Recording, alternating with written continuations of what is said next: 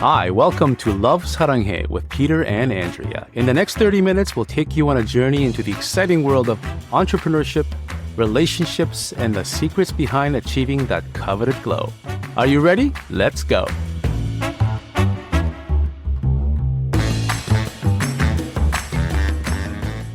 Welcome back to another episode of Love Saranghae with us, Peter and Andrea. Today, we're having a really important and personal conversation about eczema. If you've dealt with red, inflamed, itchy skin that seems to flare up out of nowhere, you know it's not just a skin issue. Eczema affects comfort, confidence, and emotional well-being. Peter has been navigating eczema for years. His flare-ups naturally get worse during stressful periods and seem to calm down during quieter seasons. Like so many of you, he's tried everything from harsh prescription, lifestyle changes, gut healing, and barrier repair skincare to better understand how to support his skin in this time. Today, we're going deeper into what eczema really is, what triggers it, and how to care for skin that needs extra love and protection. So let's get onto it. Ready, Peter? Yeah, let's do it. All right. Well, let's start with the basics. For those who don't know, what is eczema? Yeah, so eczema is quite simple. It's also commonly known as atopic dermatitis. That's scientifically. And it's a chronic, very long-lasting condition that causes our skin to become very dry, itchy, and inflamed. It's very common, especially in children. Sometimes it comes as children and then it disappears.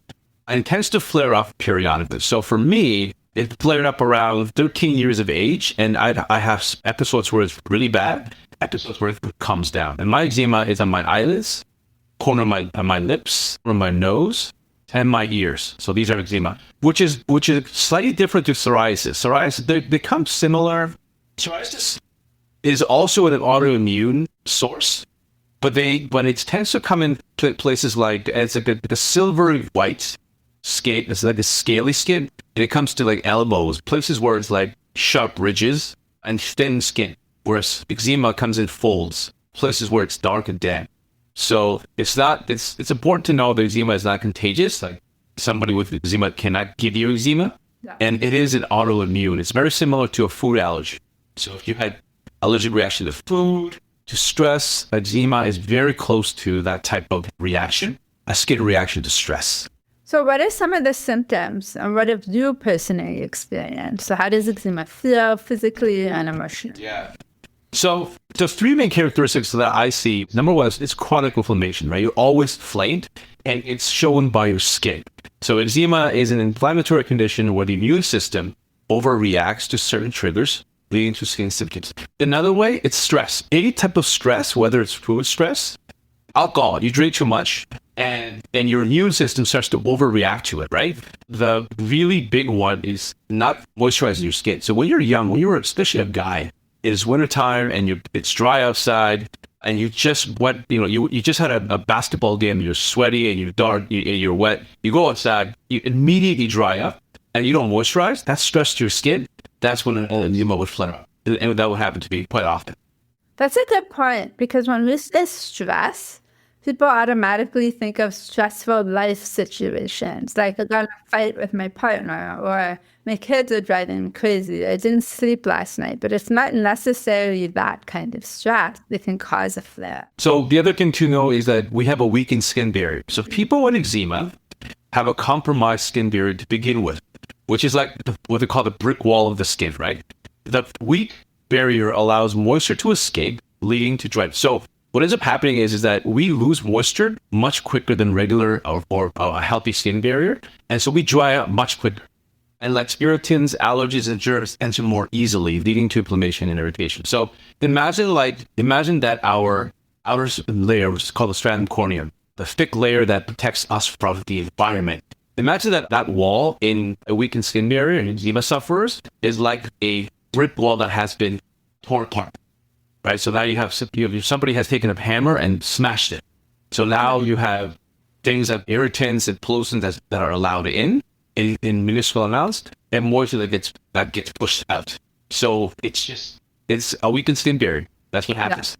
And the third thing that most of you will already know, and your kids, if your babies or your children having eczema, this is what you know and see is the itch that rashes. It's the unrelenting cycle of itchiness, you scratch, itchiness, you scratch. And this is the most distinguishing symptom, is intense itch, right? And it feels different. Yeah. Like the area that's inflamed feels different. Yeah. So it's a little bit rough, dry, but it's like a really dry patch that the skin starts flaking because you're scratching so much. Yeah. And then, Peter, why don't you also talk a little bit about the mental part of eczema, like the emotional part? Yeah. So one of the things that eczema will do for, especially with me, was that I had a lot of issues with my anger or my trigger points.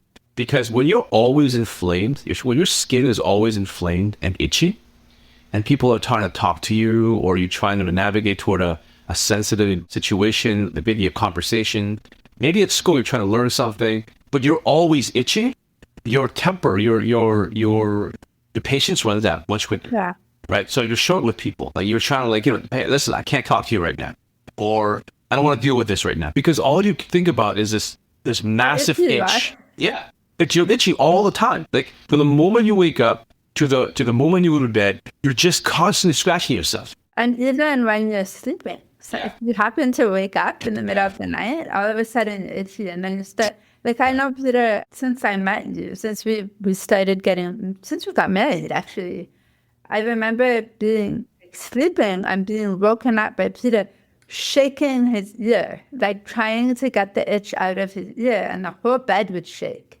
And then sometimes you'd be like, It's frustrated. Well, it's very frustrating, and it would right? be so frustrating to me because I was being woken up, but I wasn't thinking about how frustrating. It was would be very for frustrating, right? that Very in that frustrating. situation. And when I was younger, I just didn't know how it was supposed to be handled. So, Yeah. I had it backwards, right? So, and we could talk about that a little later on, but, at first we were using hydrocortisone creams. It helped a little bit, but we don't have a skincare routine. Forget the word skincare routine to start with. If you don't actually strengthen your skin barrier, make it healthy by moisturizing and making sure that the moisture is sealed in, and you're not losing that moisture, just make it healthy. If you don't have that, no amount of cortical cream will help because it just keeps coming back.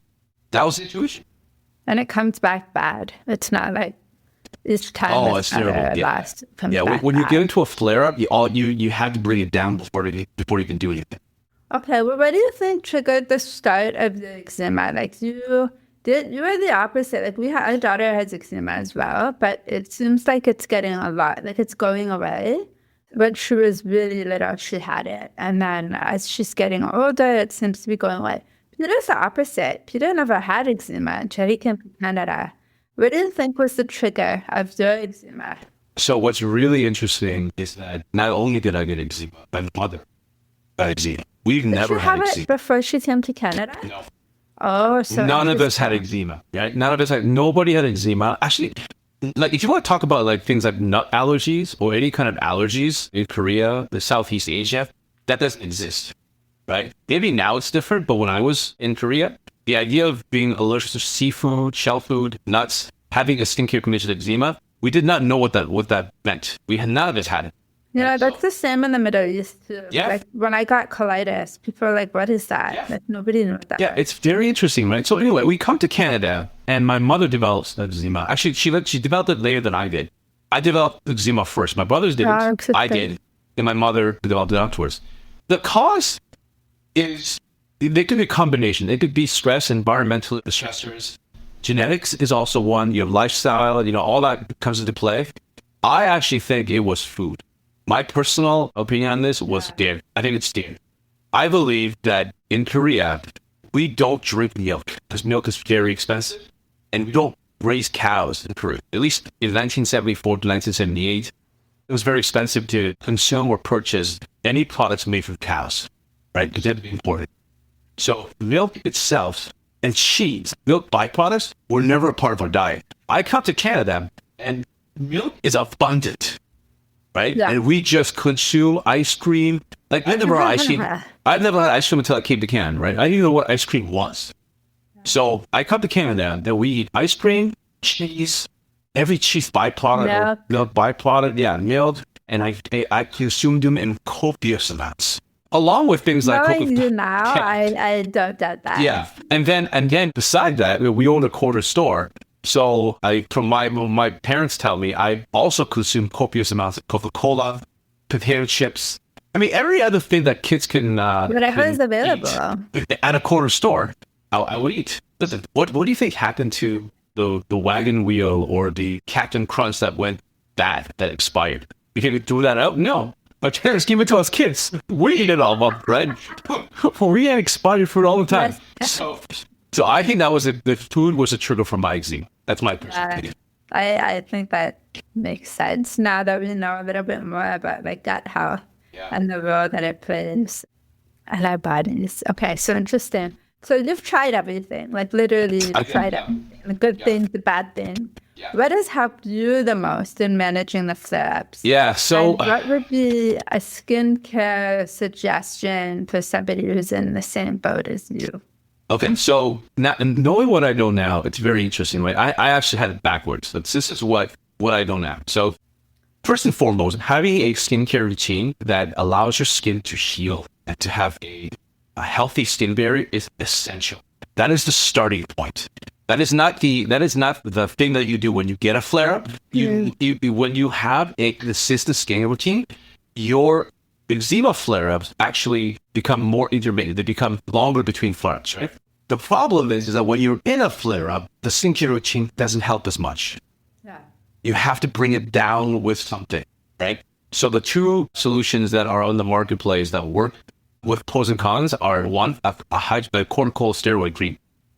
So what that is, basically a steroid that is based off cortisone or cortical, which is basically it kills tissue.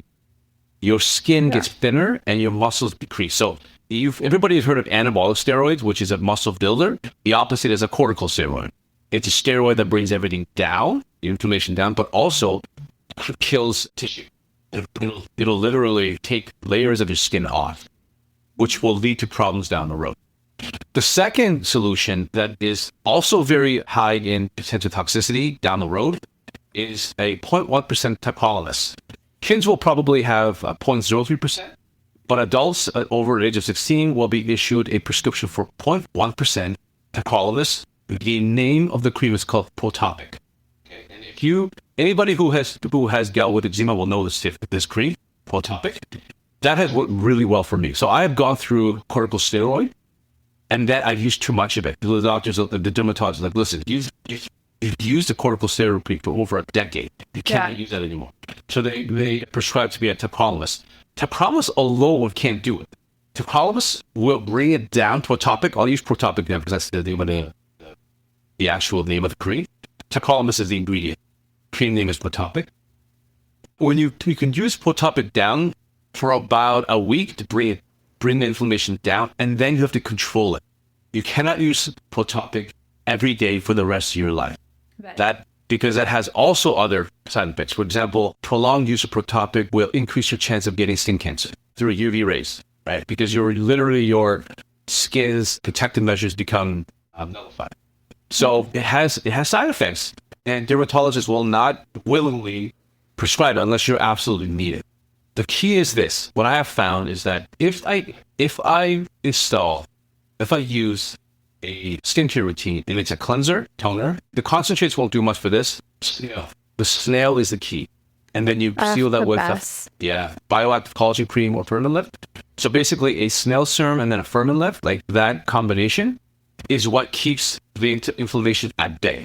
Yeah. And then that makes sense though, because of the mushrooms too and Firmin Lift. The adaptogenic mushrooms, and in a nutshell, what that does is it de-stresses. So whatever that stress is, be it, external or internal, those mushrooms really support that anti-inflammation or the distress of the skin. That really, really helps, along with tacrolimus or Protopic when it gets flare-ups happen. The reason how I know that this is true is this. When I apply the skincare routine to my face, and I use topolomus or atopic. Sorry, my face hasn't broken out now or is flared up, and I just now when the research topolomus atopic about 2 months now, right? But my body, I have body parts that also have eczema. I've also applied my skincare routine on the body and the atopic. But the problem is that the body sweats a lot. I run. My clothes rub off against it. My towel dry. So I rub off the skincare routine, my skincare not products. as gentle with the rest of your body. Yeah. If there's throughout the day, the motions of going through the day basically just rub off the snail and the fertilizer.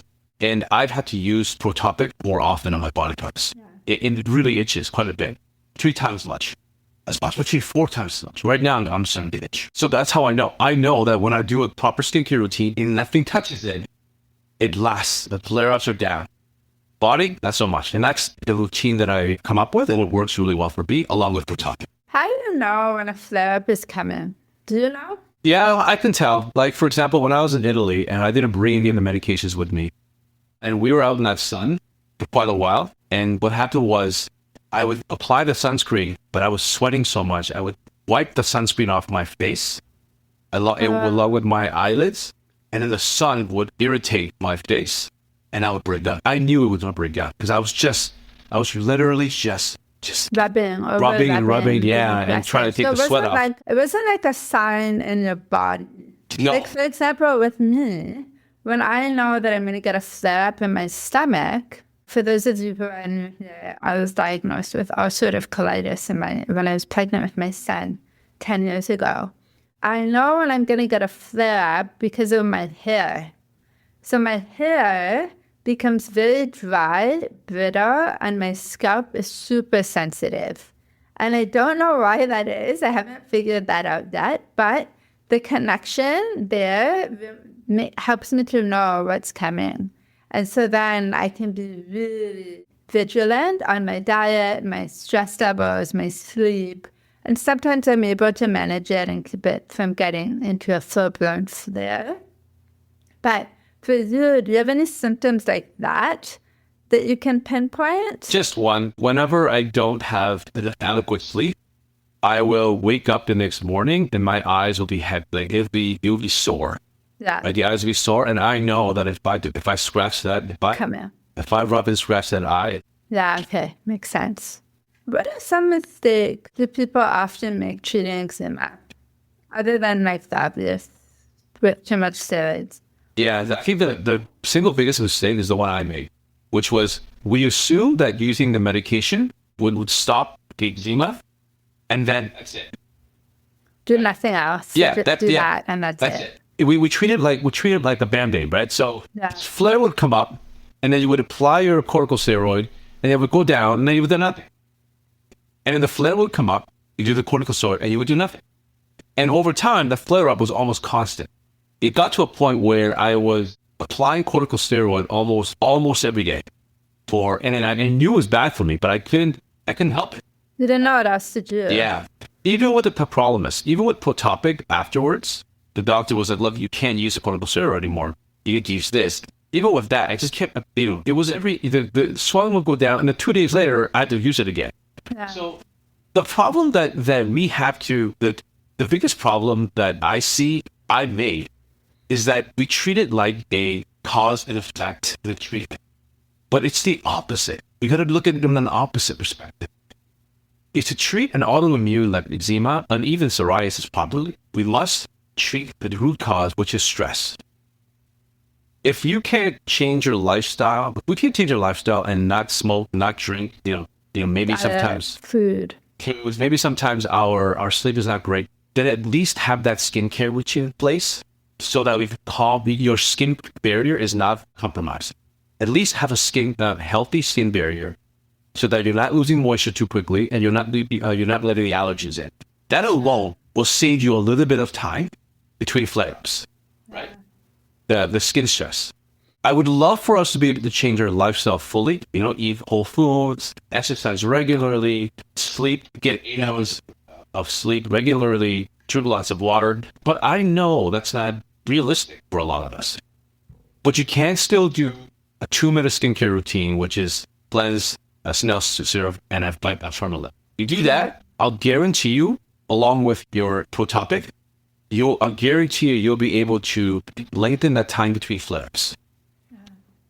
I agree. I think whatever you can do makes a difference, and whatever you're consistent with makes a difference. Just like when we're thinking about wrinkles and we're thinking about aging, whatever you're doing consistently is what you'll find something out of it. So if you're consistently doing your skincare routine, a lot of skin concerns that you currently have will get resolved because you are being consistent with the routine where you were not doing prior.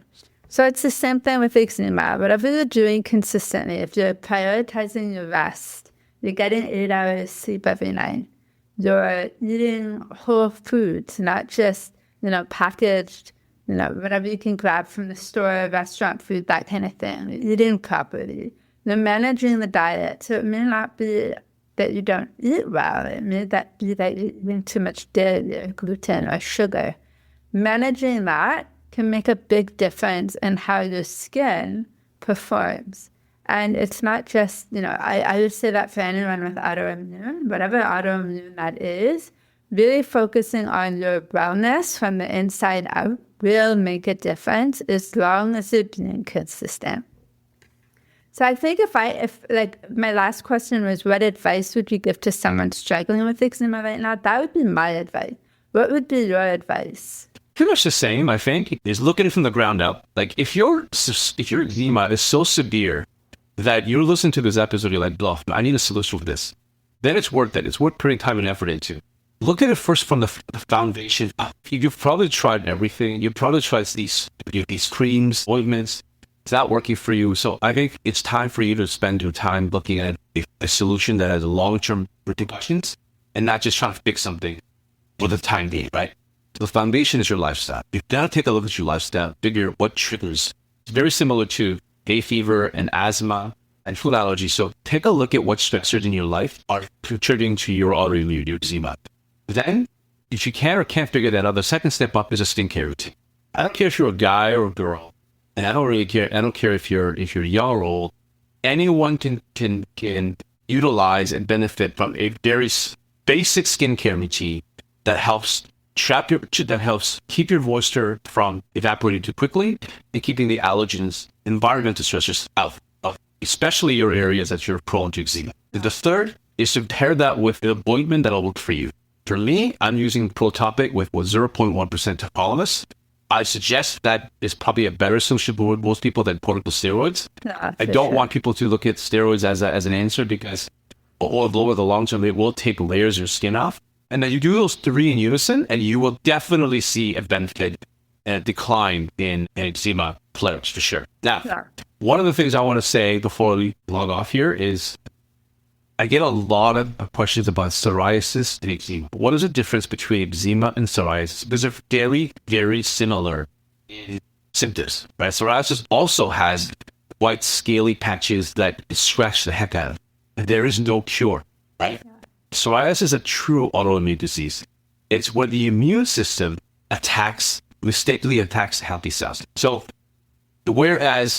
eczema is an immune response to a stimulus.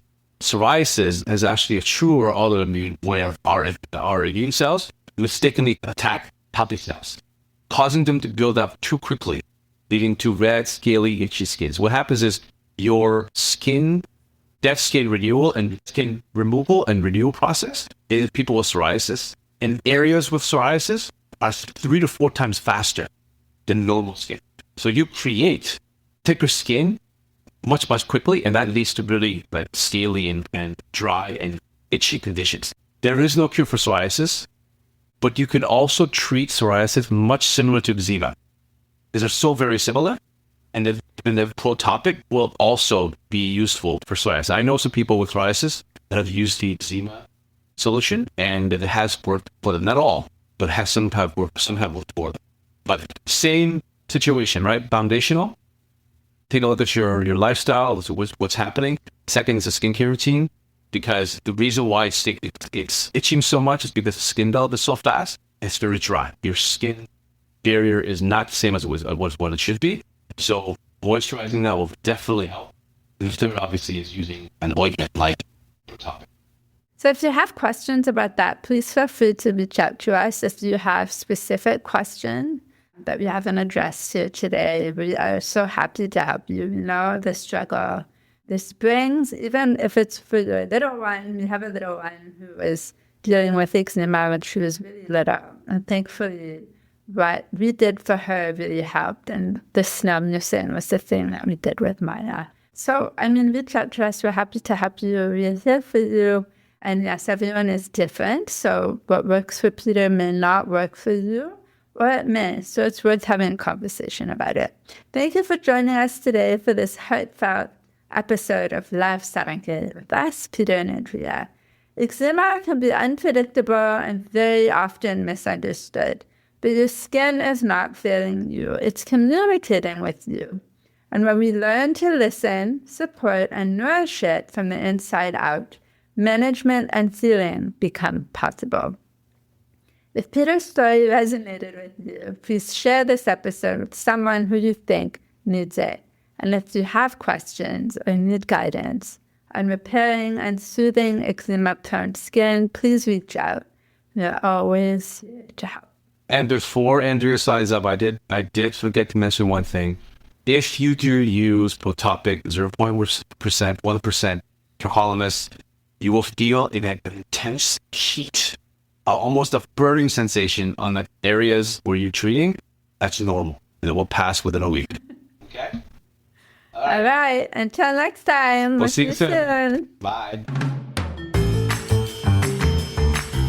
Thanks for listening to Love Saranghae with us, Peter and Andrea. If you've enjoyed this episode, leave us a review. Your ratings and reviews help more people like you find our show. Don't forget to subscribe so you never miss an episode, and share this podcast with someone you think would love it.